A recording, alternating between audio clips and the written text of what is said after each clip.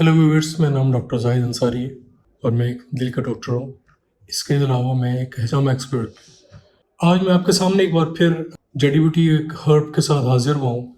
तो आज का टॉपिक है हमारा, इसको इंग्लिश में कहते हैं मिल्क थिसल, जिसका दूसरा नाम सेलिबम मैरिनम, या इसको आम जबान में जो एक इसको कहा जाता है, इसको सेली मैरिन भी कहते हैं। उर्दू में ये बहुत ज़्यादा मशहूर है ऊँट कटारा के नाम से।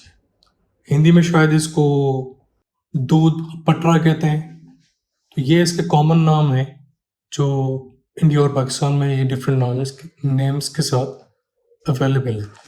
अब ये एक और आउट क्लास हर्ब है जिसको यूज़ करते हुए आप डेली बेसिस के ऊपर दवाओं से छुटकारा हासिल करते हुए इनको अगर अपनी ज़िंदगी में आप नॉर्मल एवरेज वे में रूटीन में यूज़ करते रहते हैं तो आप बहुत सारी बीमारियों से छुटकारा हासिल कर सकते हैं, आप या बीमारी होने से पहले उनसे जान छुड़ा सकते हैं।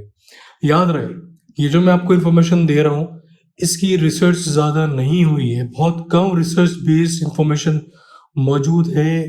ओवरऑल रिसर्च अभी तक चल रही है, तो जो जो मुझे इन्फॉर्मेशन मिली है थोड़ी बहुत, तो वो मैं आपके सामने पेश करने लगा हूँ। और इसके साथ साथ मैं खुद ये यूज़ करता रहा हूँ, कर रहा हूँ आज तक।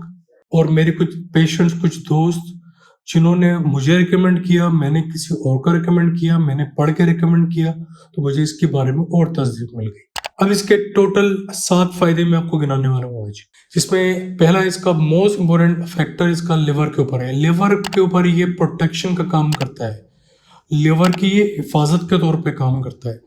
लिवर के लिए ले लें, गॉल ब्लैडर पित्ते के लिए ले लें, डायबिटीज़ के लिए ले लें, एंटी कैंसर है ये।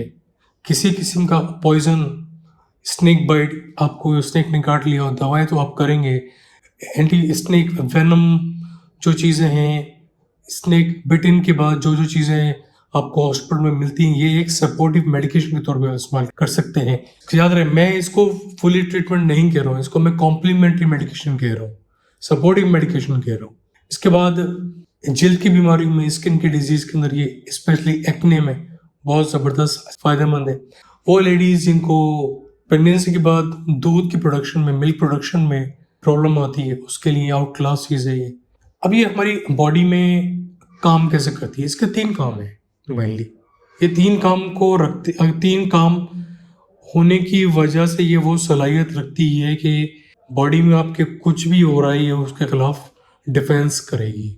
एज अ डिफेंसिव काम कर रही है, एज अ पुलिस आपकी बॉडी के लिए काम कर रही है, एज अ आर्मी आपकी बॉडी के लिए काम कर रही है।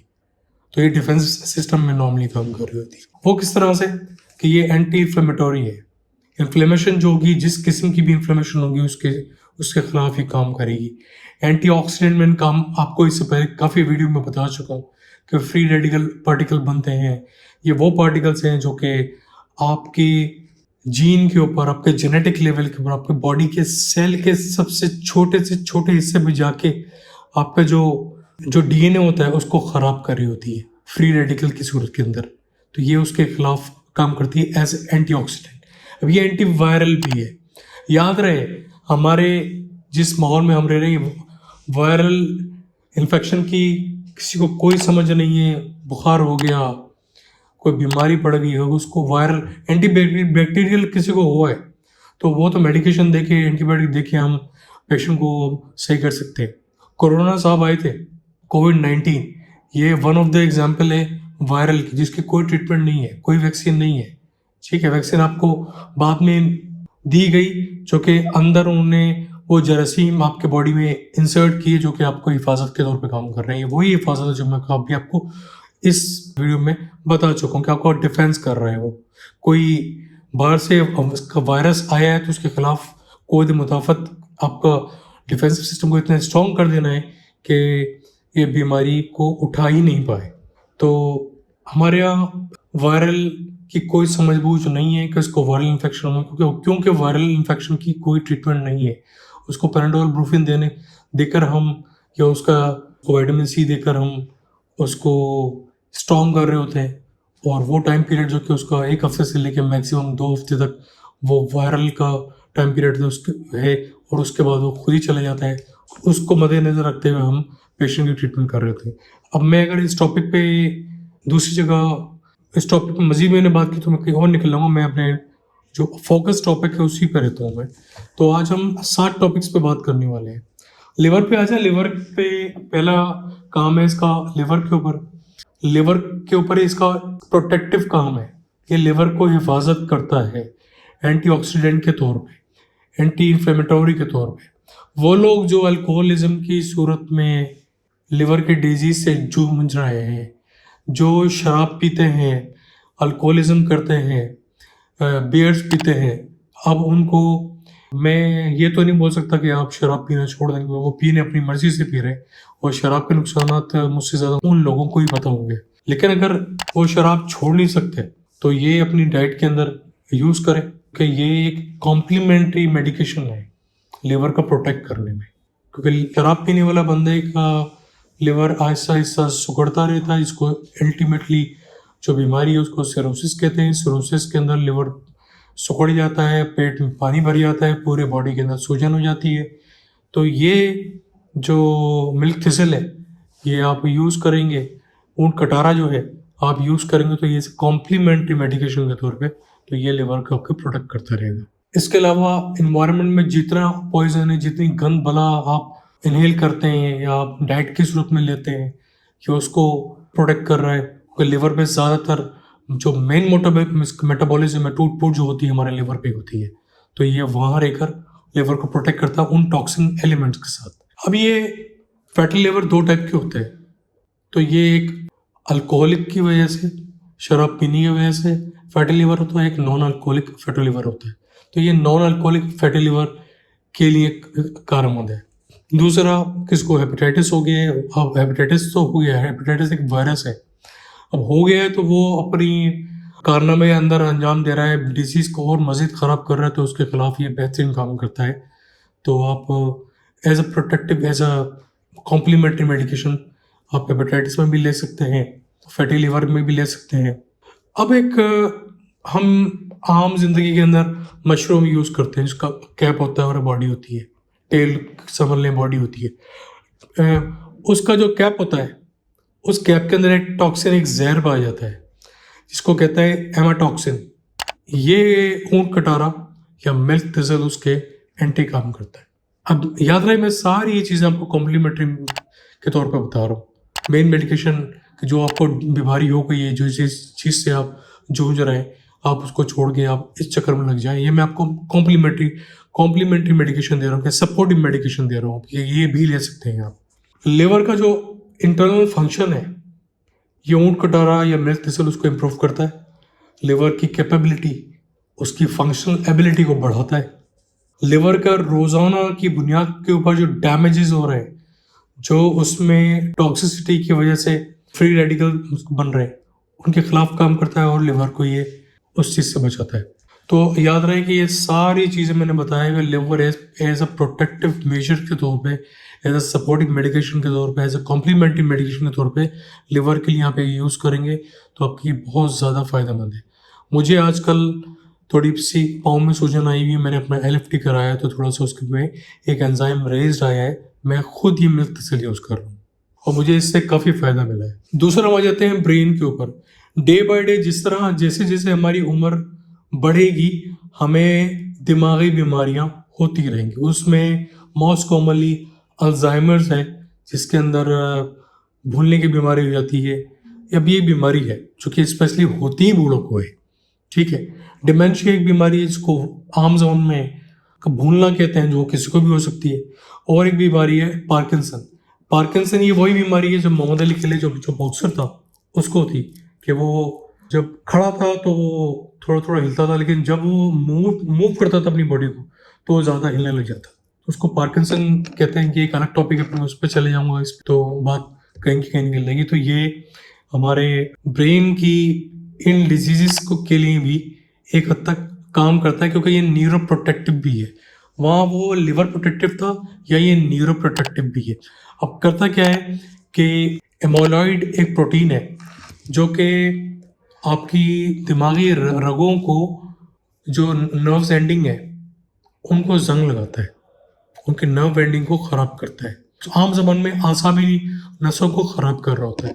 तो ये ऊँट कटारा मिल्क थिसल उसके खिलाफ काम कर रहा होता है as a anti neuroprotective agent. तीसरा ले लें कि ये हमारी हड्डियों के लिए बहुत क्लासिकल चीज़ है। ये बहुत सारे सॉल्ट हैं, मिनरल्स हैं, आम ज़बान में मिनरलाइजेशन कहते हैं उसको। ये उन मिनरलाइजेशन का प्रोसेस एक्टिव रखते हुए बोन की डेंसिटी, थिकनेस, मोटापा हड्डियों की उनको बढ़ाता है। वो हड्डियाँ जो कि कमज़ोर पड़ रही हैं, वो हड्डियाँ जो कि ईजीली फ्रैक्चर हो जाती हैं और दूसरी वजहों से हटकर कि उनके अंदर विटामिन डी की कमी है, कैल्शियम की कमी है, ये ऊँट कटारा विटामिन बहुत से विटामिन के साथ मिलकर, कैल्शियम के साथ मिलकर, मैग्नीशियम के साथ मिलकर मिनरलाइजेशन का प्रोसेस एक्टिवेट रखता है और हड्डियों को स्ट्रॉन्ग बनाता है। इसमें चौथा आ गया एंटी कैंसर। अब एंटी कैंसर मैं आपको बता चुका हूँ कि ये एंटीऑक्सीडेंट है। बहुत सारी वीडियो में मैं आपको बता चुका हूँ कि कैंसर का जो कैंसर सेल है वो काम कैसे करता है, कि वो बेसिक आपके डीएनए लेवल पे इफेक्ट करेगा, फ्री रेडिकल के थ्रू डीएनए को तोड़ेगा। DNA is a basic building blocks है आपका एक छोटे से सेल का। माइक्रोस्कोप के जरिए देखें तो आपको डीएनए मिलेगा। तो उस डीएनए को तोड़ दिया, डीएनए को तोड़ दिया तो उसकी कमांड तोड़ गई, उसकी बैकबोन तोड़ गई। तो ये उन फ्री रेडिकल को जो कि बैकबोन को तोड़ते हैं, एक सेल के डीएनए को तोड़ते हैं, ये उसके खिलाफ काम करता है एज ए एंटीऑक्सीडेंट। जब ये बैकबोन को तोड़ नहीं पाएगा, डीएनए को तोड़ नहीं पाएगा, तो जो वो कैंसर को प्रोड्यूस करने वाला सेल है, जो एलिमेंट है कार्सिनोजन, उसको ये काम करने नहीं देगा जो ये, तो आप कैंसर की बीमारी से इजीली प्रोटेक्ट कर सकते हो खुद को। पांचवा आ गया कि वो लेडीज़ जिनको बच्चे को फीड करने के लिए मिल्क की प्रोडक्शन उनकी कम है, ये उनकी प्रोडक्शन को बढ़ाता है। मतलब आप देखें ना कि क्या क्या नेचर ने चीज़ें बनाई हैं जो कि अनएक्सप्लोर्ड है, रिसर्च ही नहीं हुई है, रिसर्च चल रही है, बहुत कम रिसर्च हमें मिली है कि ये छोटी सी जड़ी बूटी जो कि पिंक कलर का फ्लावर होता है, अगर आम ज़बान में आप देखेंगे, मैंने पिक्चर भी अपलोड की है, तो आप ये देख सकते हैं इसके अंदर कि ये पिंक कलर का फ्लावर है। अब बेसिकली होता क्या है, वो लेडीज जिनको मिल्क की प्रोडक्शन नहीं हो रही है, उनमें एक फैक्टर ऑक्सीटोसिन का है। यहाँ ये वही ऑक्सीटोसिन है जो हमारे दूध वाले भैंसों को लगा के, इंजेक्शन लगा के उनके ज़रिए ज़्यादा से ज़्यादा दूध निकालते हैं। लेकिन लेडीज़ में और मर्द में भी एक छोटी सी क्वांटिटी, एक लिमिटेड क्वांटिटी में यह हार्मोन मर्द में भी होता है, फीमेल में भी होता है। फीमेल में ये 3 काम करता है। इसमें एक, इंटरकोर्स के बाद जब मेल अपना स्पर्म लेडीज़ की बॉडी में छोड़ता है तो उसके बाद ये हार्मोन निकलता है, ऑक्सीटोसिन स्पर्म को पिक करता है, पिक करके बच्चेदानी में छोड़ के आता है। आपकी आम जबान में ही आपको मैं समझा रहा हूँ। तो वो लोग जिनको बेबी प्रोडक्शन के अंदर मसला है, वो ऑक्सीटोसिन का टेस्ट करा सकते हैं अपने गायनेकोलॉजिस्ट की सजेशन के साथ।